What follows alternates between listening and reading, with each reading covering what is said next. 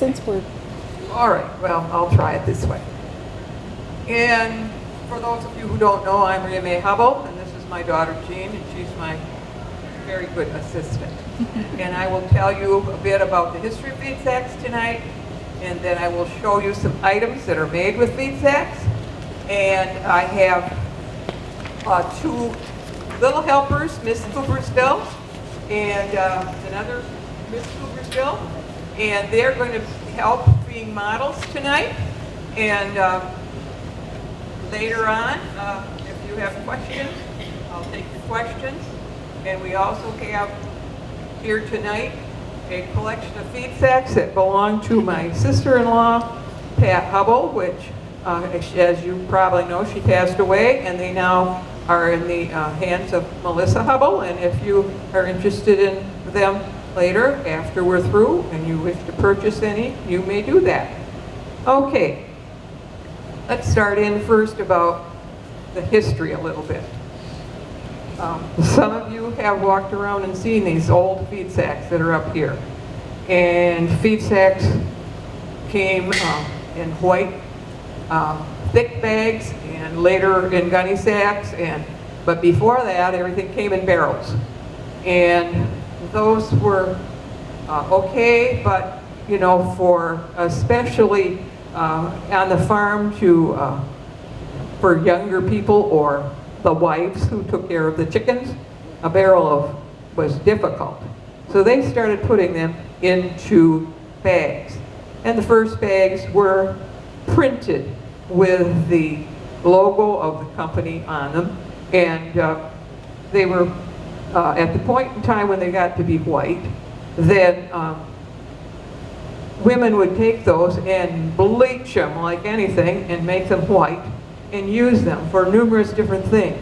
They would make sheets and pillowcases and whatever else, and baby diapers, whatever they could make out of those they would, and they would, you know, bleach them to get that off. And there were men who paid attention to things like that, and they found out that these women were using these bags. And so when you hear about recycling, don't ever think this is a new idea. Women have been recycling forever. And so they started thinking, gee, maybe with these white ones we should use some different dye that they can get out of them easier if they're going to bleach them anyway. So they started with that. And then at one point they saw that women were doing things like this, embroidery on these old white sacks. And if you want to hold this one up, Jane, this is a dish towel.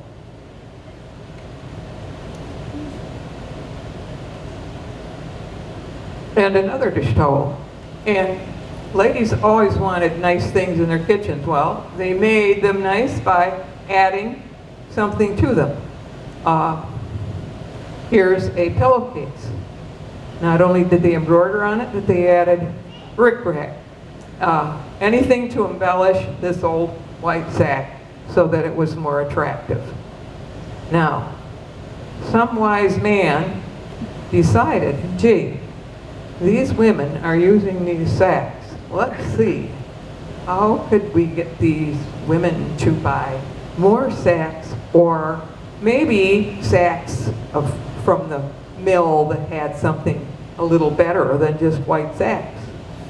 So they started printing different designs on feed sacks.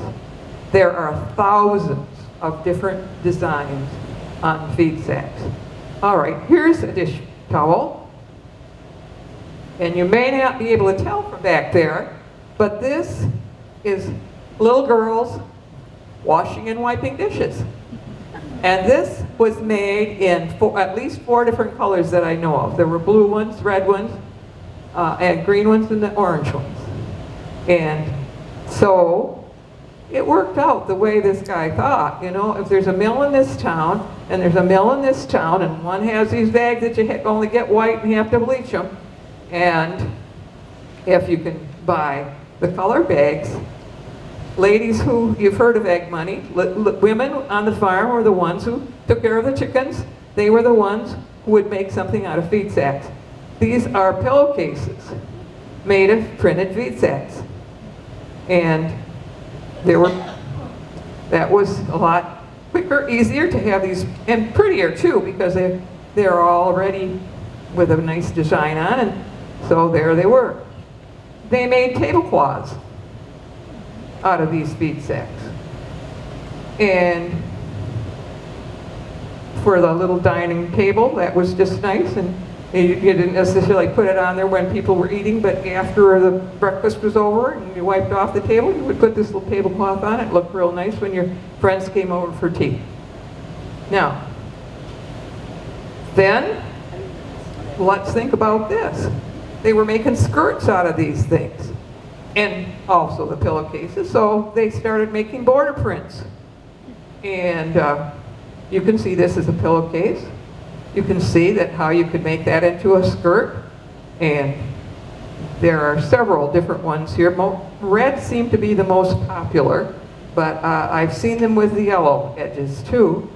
But there you are, another border print. And those were also for kitchen curtains. So you see how this worked out? And ladies would go to the mill, and they would pick out the one they wanted. And maybe it was about 5 sacks down. So these guys that worked in the mill had to 100 pounds, 100 pounds, 100 pounds, get out the ones they wanted. But they didn't want to upset the ladies, so they did that. And my mother and our neighbor used to go to the mill in Nunica at the same time with the cars, and if they wanted more than 1 or 2 sacks the same, they'd pick out the same ones, put them over the fenders of the 37 Chevy and drive them home. And the women really pushed the idea of, oh wow, these are great, I'll have these. And they thought, well, we better, make a few more.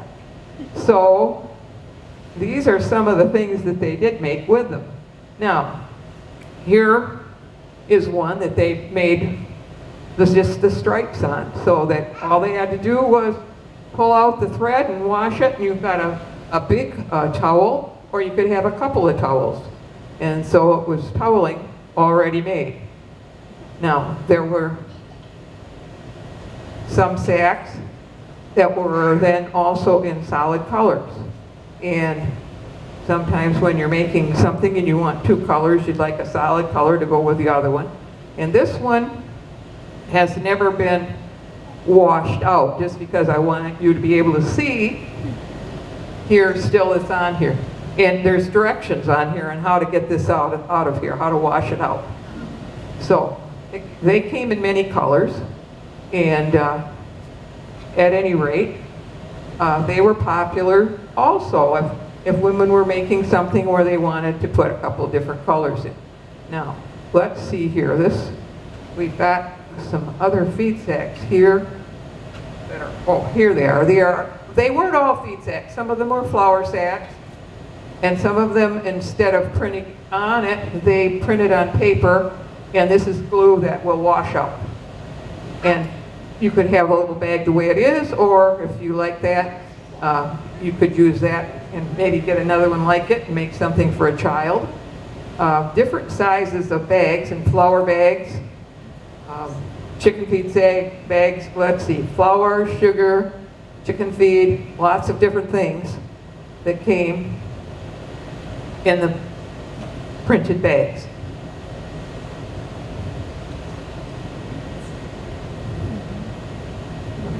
This is a full-size sack that is still a sack that's never had the thread pulled out of it. But anyway, that's how how it would look after the chicken feed was out of it. And then you pulled out the string. If you were really thrifty, you saved the string and crocheted with it. And you dyed some of it. This is all string, really, from feed sacks. So women didn't waste, they recycled. And now I'm just going to show you some bags that I have here that you will see that they come in different sizes, different colors, different weights.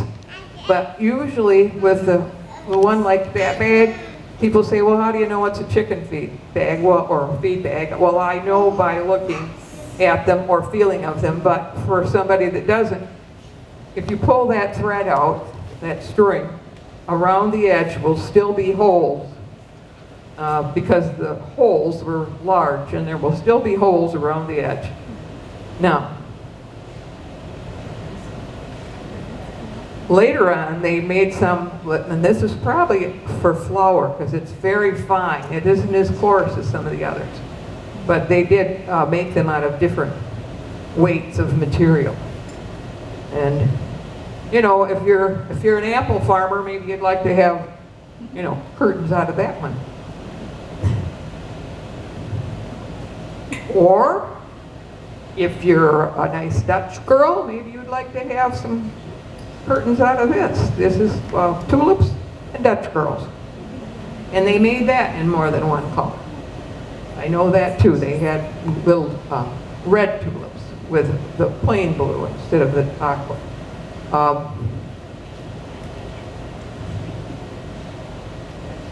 This is a flour sack. And it's one that I wish it was a feed sack because it's smaller. If it was a feed sack size, I'd have it made into a tablecloth already. But anyway, you can see how you could, you know, if you had 2 or 3 of those, you could make kitchen curtains or something like that. Anyway, and you can still see the logo a little bit in here, but another washing or 2 and it'd be all out of it. But anyway, here's another small sack, which is still pleat sack. And I save a few like that just so people can understand they really were sacks. Because some of them people say, well, I can't believe that was a feed sack. Okay, we'll now just hold up a few different ones.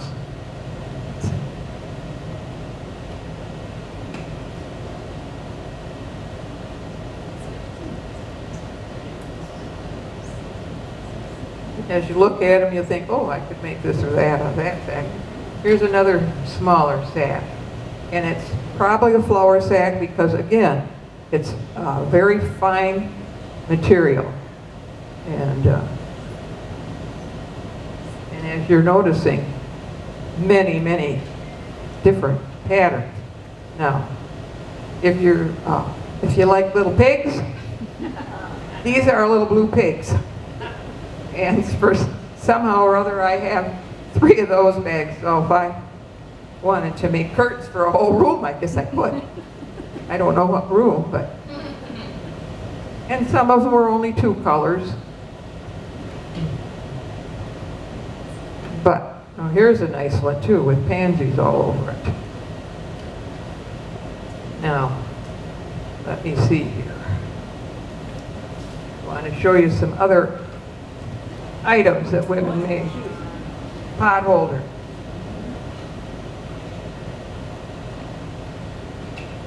These are just little doilies that somebody made and fringed them. Posters. Whatever you can make out of fabric, you can make out of feed-sack fabric. So, anyway, yellow wasn't a very common one, and I found this in an antique store, but it had a lot of damage to it. There's many holes in it, and a lot of them had holes, and because if they were in the greenery, the mouse would eat them. I cut out some little pieces off here because I wanted a certain little duck or whatever, but you see how this is all faded across here, and some of them were like that, because if they were sitting in the greenery or the barn or the chicken coop, you know, the way the sun came in, So some of them like that were ruined, but this is kind of a cute one. If it wasn't all maroon like that, it'd be a fun one for a kid's room with all the animals on it. But this is the thing, sometimes, like I say, I just find a part I like and cut out the one that's already got some damage to it. I cut out the pieces I like when I make the quilts and use them that way. Anyway,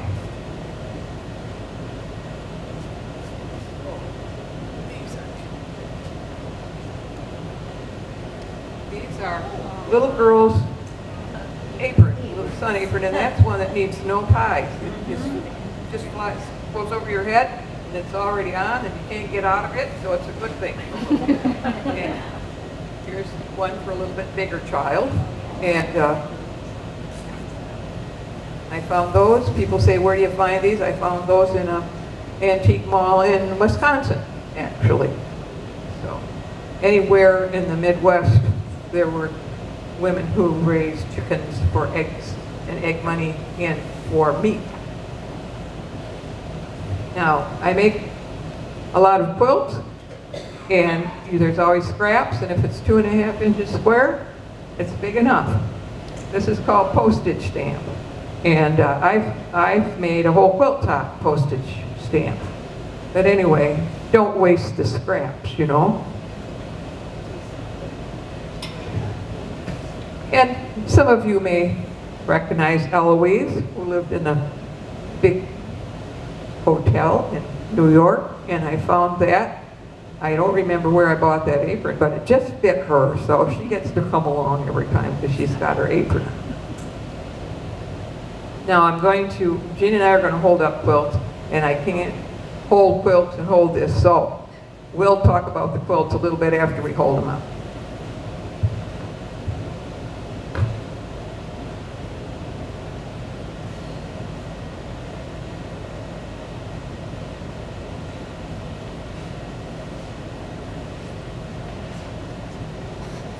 Talking about solid colors, and this is my favorite color, so I saw patterns for this in a magazine and decided, and this is how you use small pieces, scraps, and so that is one of my favorite quilts.